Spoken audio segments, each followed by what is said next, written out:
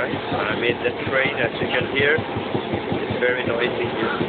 And yesterday I didn't have very good sleep because it's not a good train. There are too many stops. And I had my tea, but not my exercise. And we chatted in the LSU group yesterday. And today we're going to Lucknow to see the city. The train is late by 1 hour and 50 minutes. And I hope we'll get to see what we want to see. We have also seen a kebab shop where we can have some kebab.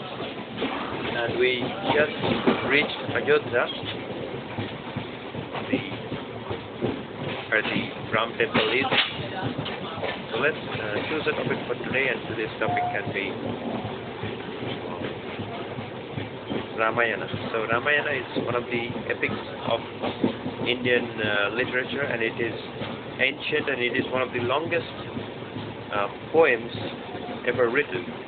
Longest verses or poems, something like that. And it's second only to Mahabharata in the Indian context. It tells us about the kingdom of Ayodhya, the King Dasharatha and his sons,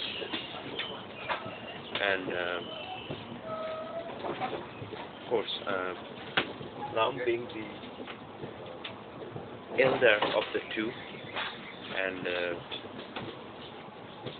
you can see there are these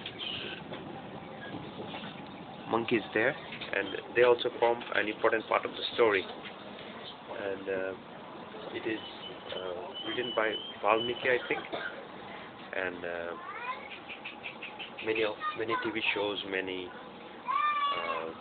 animated shows have also been made, and it has been translated to many languages too.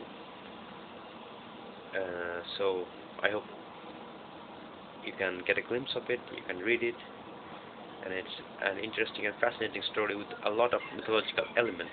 That was about Ramayana today. Thank you for listening. Hope to see you again, and bye-bye.